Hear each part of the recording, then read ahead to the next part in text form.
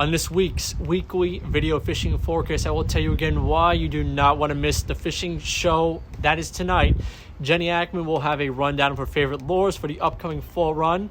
I'll share some of my notable catches from around the island, and our correspondents check in from around the area, all here at thefisherman.com. The fishing news is sponsored by these fine partners.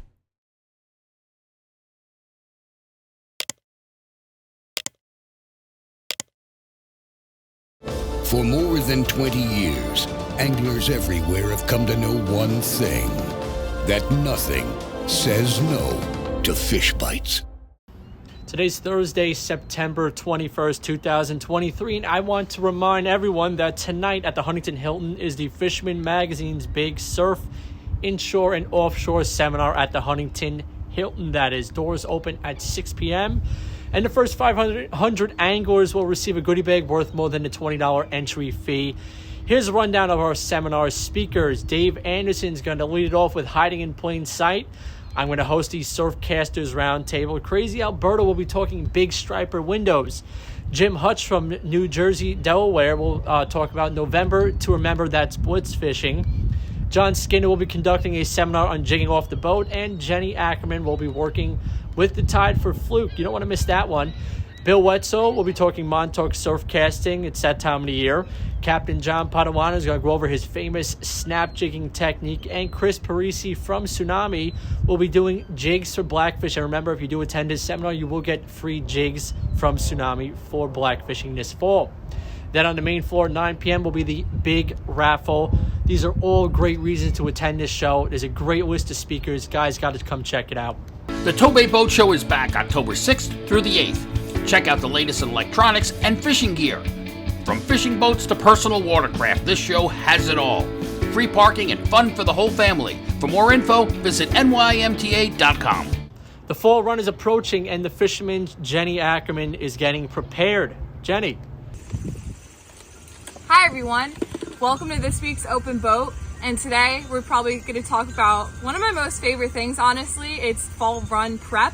The fall run is an exciting time, and now we have time to prepare. So I'm going to give you a rundown today and next week. We got a two-part Open Boat happening here on what lures to use to match the bait. A lot of times in the fall run, you either have the peanut bunker, you have like sand eels. So you need to be prepared for both. So come on, come take a seat, come sit down, and we'll give you the rundown on peanut bunker. So peanut bunker, you got to prep for like a couple different things because you don't know if they're going to be on top water or they're going to be underneath. Depends on what the bass are doing, if they're ambushing them, top water or underneath the schools. So for starters, I like to always have in my plug bag a big old Gibbs pencil popper. This Gibbs is about 2 ounces. I retired my old one from last year, but this is a new one, ready for the fall run. It's great to reach out far. A lot of times last November, the November to remember, there was a lot of bass out past the second sandbar, and bigger bass were out there hitting those peanut bunker schools, while smaller ones were in close, the ones that were right at your feet.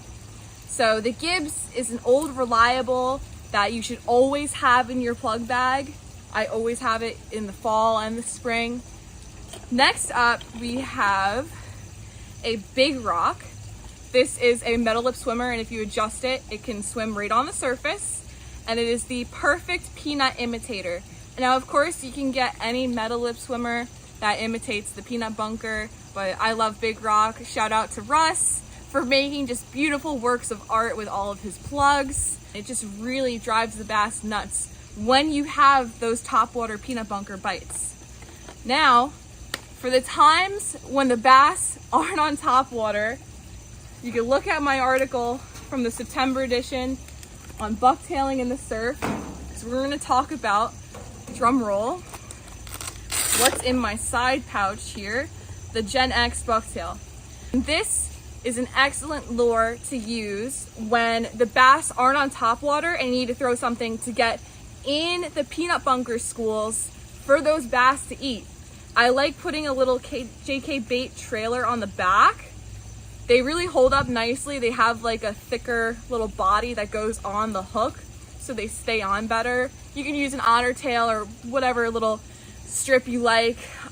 And I have a couple different sizes in my plug bag, of course, just in case.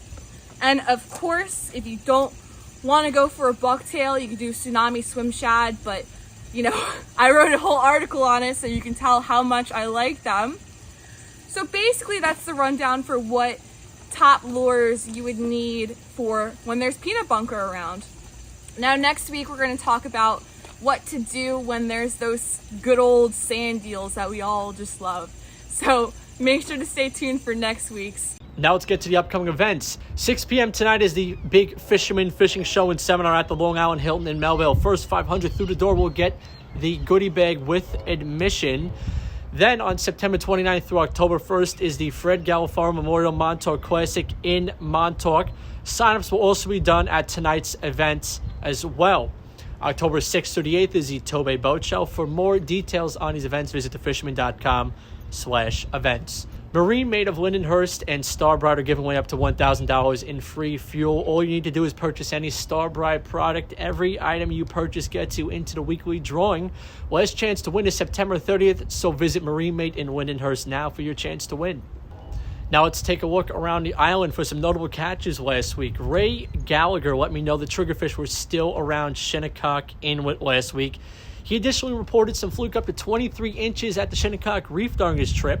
Gary let me know that the yellowfin bite was still hot earlier in the week. This shot is from a recent trip with One More Cast Charters led by Captain Jesse. Let's head back to Shinnecock where Jeff Lamont scored with a limit inside the bay. We've been talking about all those baits leaving the creeks recently, and certainly this did trigger a solid bite out that way. Brennan and Liam also scored over the weekend with some keeper fluke close to the Robert Moses Bridge, and Brennan also said they had some throwback weak fish in the mix as well.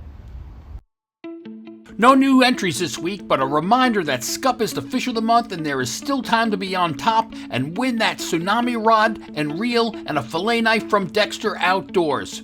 So here are the top three. Bobby Cifarelli still holds first place with 24 points. Eddie Terrabil remains in second place with 18 points. And Kyle Kraus maintains his third place position with 16 points. The Dreamboat Fishing Challenge is the Fisherman subscriber-only multi-species fishing competition with a chance to win a 21-foot Steigercraft center console powered by Yamaha, along with many other great prizes. Visit thefisherman.com to subscribe and get all the details so you can be part of the action. Rich Von Ohlen, how are we looking for the weekend weather? Hey, thanks, Matt. Let's check that weekend forecast. Before we do, got a little fishing report for you. It was out last week around the local bridges South Shore. Starting to see some, slot stripe bass show up. So pretty good stuff there. Some of the clam bellies drifting some peanut bunker around those bridges could be productive. And we also had a nice, kind of surprising late season fluke bite south of Long Beach last weekend with some of the nice conditions. And fish may stick around a little longer, but again, with some of the blow and some of the cooler weather and the storminess coming up, it may be tough to get them into early October. We'll see how things shake out. But this weekend, again, you can check your favorite apps, weather tools, weather sites, and they may all agree not going to be great this weekend, as you may have heard. 60s to near 70 water temps came down, and the wave heights, they look nasty. We've got some 8 to 14-foot waves, nor'easter here for Saturday, cranking northeast breezes anywhere between 15 and 35 miles per hour. The waves will be riled up in the ocean. It's going to be closed for a little bit. The bays, even in the sound, is going to be kind of nasty. And that second wave on Sunday, I think both days, kind of a blowout deal here with that northeast breeze and some rain. So unfortunately, not the best weekend to fish, both Saturday, Sunday. Not looking too great right now. Cool weather too, 60s all day with a gusty breeze northeast on Saturday, about 70 on Sunday. The Guru confirms. You can see all the colors on there. Just forget about it this weekend. Good weekend to stay in, maybe do some tackle work, do some tying of some rigs, get ready for the fall run, or just read the Fisherman magazine, get some tips and techniques, some information, and as we get ready for the fall run, things will get better. There'll be better weekends coming up, and the fishing should improve a lot. So hang in there. Be safe. Have a great weekend. Catch them up when things get better. Matt, back to you.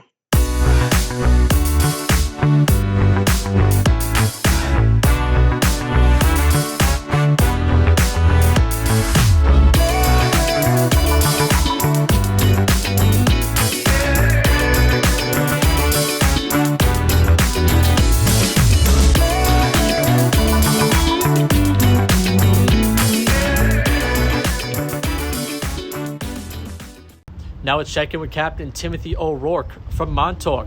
Tim. Greetings, Matt. Well, greetings everybody from Montauk. As everybody knows, last weekend was a little gnarly. Hurricane Lee kind of stirred things up. Wind came up, so there wasn't much fishing going on. Regarding offshore, before the storm, the Viking Star got out. They did pretty good. They had a bunch of tuna, caught a couple swordfish. The 5-star was out. There's plenty of fish out there. Sometimes they're a little finicky to get to eat, but it showed a good sign before the storm that the fish were still around.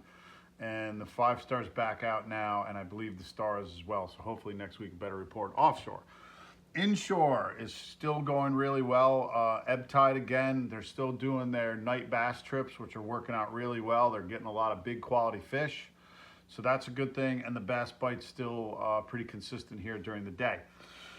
The fluke and sea bass. Paul on the Elizabeth II, Paulie Bruno, sent me a report. He's got some nice fluke on the beach and a couple of the other boats, which is a good way to end the fluke season. Sea bass is still really good, and Paul ran into some nice codfish today, bottom fishing for sea bass. So that's good. Fly fishing, light tackle, still plenty of bluefish around. There's some bass starting to mix in. False albacore around really well, and then the storm kind of blew them out. Surf casters are starting to catch some bass here and there, and that's starting to pick up as well. Again, my Castoberfest coming up a couple weeks. We're raffling off some really good prizes, a lot of fly rods, a lot of other stuff, some stuff from Von Stahl and Grundens. So hopefully we'll see you there, and I'm going to try to make it to the fishing show tonight. So hopefully I can talk to some of you guys in person, and I'll talk to you soon. Thanks, Matt. From Sag Harbor, we have Will and Andy. Thanks, Matt. Report this week out of Sag Harbor. Inshore is definitely starting to heat up a little bit. We have albies out in Montauk, which are super thick. They're starting to be by Shinnecock as well. Bottom fishing should start to pick up. Black sea bass, before you know it, we have blackfish season right around the corner, so that's super exciting, guys. And any day now, hopefully, we have a big push of striped bass, so we have a real fall run ahead of us. Yeah, and hopefully some cod too on top of that. Those are our favorite. But yeah, in terms of offshore, guys, obviously because of the storm, not too many reports recently. Some kind of scattered yellowfin, nothing too concentrated. Obviously, this time of year, the bite kind of switches from trolling to chunking, which we personally really love a lot. So hopefully we catch them up soon, and you guys too, and we'll see you next week. Back to you, Matt. From Shinnecock, let's check in with Mike Dean. Thanks, Matt. Hey, everyone. Well, with that hurricane swell, wasn't a whole lot of fishing going on. Some stuff in the back bay, some fluke by the east cut of Shinnecock Inlet, a little bit around Mauritius Inlet as well. On the bay side, sea bass or anything out of the ocean didn't really happen, obviously, with the swell, and then even once it died down with the winds we had the last couple of days. So we'll see what happens. It seems like it's ready to just totally open up with so much bait around in these cooler nights. So we're a few bass back in the bay, nothing too impressive. So keep an eye on that. Looking forward to the show tonight. Hope to see a lot of you guys and listening on a bunch of really great seminars and number of great vendors that'll be there as well. So see you tonight. Hopefully this weekend, get some fishing in, even though Saturday doesn't look too good. But get ready. They're coming. All right. Back to you, Matt. From Northport, we have the Cow Harbor Bait and Tackle report. Hey, folks, last week's big hurricane turned out to be some heavy north winds like we predicted. Saw some boats in the back of the harbor. Big surf on the South Shore. Luckily, nobody was hurt. That's fantastic news. The fish bite was pretty good from what I heard before the blow came in, which is normal. And then up here, we've got false albacore showed up. That's pretty typical this time of the year. You know, when they show up at Orient Point, we're always keeping our eyes on the water. That's been going well. Haven't seen bonito so much, but there's a lot of bay anchovies in the mix. They're out in the rips. Look for those birds.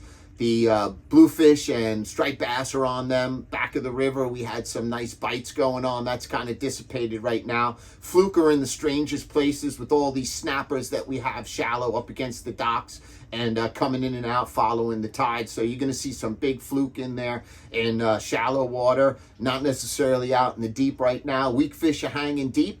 We've got peanut bunker galore. So the temperatures are starting to drop. We've noticed with these cool nights, they feel fantastic. And it's nice to get out there. Look for some northwest winds. I'm looking at the weather right now, and it's showing that it's supposed to dip down. We might get a good rainy season. Remember, look for that pattern. You get 2-3 days of a really cool rain coming out of the north, and that's enough to set the mullet up and really turn on a good fall run and put on the chew. The fishing is just gonna become bigger and bigger, I'm predicting. There's no news for the cup is half full here. Everything's always going great. You know, our shop's got full stock of crabs, green crabs we hold. We don't do hermits, and we don't do Jonah crabs. They don't hold well on the North Shore due to the change of the salinity. So we'll be doing Asian crabs soon as well. But right now it's all about the green crabs. We float them. So they're always very lively, very fresh. And that's great news for fishermen, because you don't want to get that bait finger. When they sit in the refrigerator too long, that's no good. They're going to get very foul, and that's not good for your health. So you want to look out for that. Look for a shop that's got the freshest crabs. And service work's going fantastic. Little update on our hail site shop. We're open Friday, Saturday, and Sundays. We'll be opening up at 7 o'clock in the morning. And that's good for the black fishermen, because blackfish is going to start coming. They're definitely chewing if you want to do some exploratory moves. Remember, the season hasn't started yet, so make sure you put them back. We've got weakfish, as I mentioned, bluefish, striped bass. Fluke are in the strangest places. You're going to find them shallow, because we've got a lot of snappers, a lot of peanut bunker right now, and the fluke are chasing them. So it's very easy to find fluke off the beach in the areas and deep drops. Look for those sandy bottoms, and that's where they love to hang out. Until next week, I bid you peace and tight lines. From the Fire Island area in Great South Bay, let's check in with Captain Lorenzetti. Hey Matt, Fire Island report. Fishing has been good. Had a great day fluke fishing. They're very aggressive now. They're really chewing hard, getting ready to make a move. So fluke fishing excellent. Weak fish also have appeared. A number of people I know have connected with them. A lot of bluefish around the bay, inshore areas. Haven't heard anything with striped bass starting yet, but in a week or so that should be happening. But we got some tough weather coming up over the weekend into next week, so we'll see when that settles down. I think the fishing's going to be excellent, Matt. So we'll be in touch. Talk to you next week. Let's check in with Chris Ludwig. Chris. Hey, thanks, Matt. What's going on, guys? So I'm going to be covering the last 2 weeks here, starting out in the open beachfront in the earlier part of this timeline. We had a really good run of strong, fat, bullnose rays that really tested your tackle. These fish were taking anything from bunker chunks, mackerel chunks, fresh bait you caught in the surf. It's a really good repetitive fishery, again, as long as you have the tackle to back it up. Moving forward from that, our local back bays have been flooded with bait. Peanut bunker, small mullets, what have you, think similar spearing. And it's been, at least in my area, very good for the mini striped bass fishing. Not quite giant fish, but really fun light tackle fish in the back bays. I guess I'd say up to like 26 inches, give or take. Using things like this, the no live bait needed 3-inch paddle tail. Very, very awesome for this kind of fishery. It matches the hatch perfectly. And this guy here, this is an MX popper. This happens to be my favorite. Small, probably like, I guess, 1.5 inch popper. Really blends in nice with the peanuts and that small bait, and the bass seemed to crush it. Moving forward, also in the back bay, we had some really good black fishing and sea bass fishing, all catch and release on Asian shore crabs that we sourced locally. My girl and I went flipping rocks for about an hour or two near our local bridges, and then we immediately hopped on the boat and just dropped some down in the piles, and it was lights out. Back to back to back to back, blackfish, sea bass, you name it. Really good for just turning the handle and getting some action. Get out there, hope to see you all out there, and take care. By the way, sorry for the appearance, I was just fishing. Back to you, Matt. With our fly and freshwater reporter, we have Paul McCain from River Bay Outfitters. Hello, Matt. Well, my wife and I are out here again. They're giving it. We've been out here about 3 times this week, and every time we've been here, we've been catching snappers. But what's interesting is this week, the first 2 fish we caught were stripers. My wife caught her first striper. It was about 10 inches, but it was her first striper ever. And she also caught a Spanish mackerel. So that you never know what you're going to catch back in the back bays. It's just a lot of fun. And we also we were also at the DEC women's only fly fishing clinic at Connecticut Park this past Saturday. There were a lot of different groups, and it was really a terrific thing. My wife guided, I guided. My wife had a young lady named Marissa, and she had a great time. Then I took out Tammy. Both of them got their first trout on a fly rod. And then in the afternoon, my wife and I each guided Kim and her mother for the first time, and they both felt the tug. They only landed 2, but they both felt the tug of a fly rod fish. It was a lot of fun.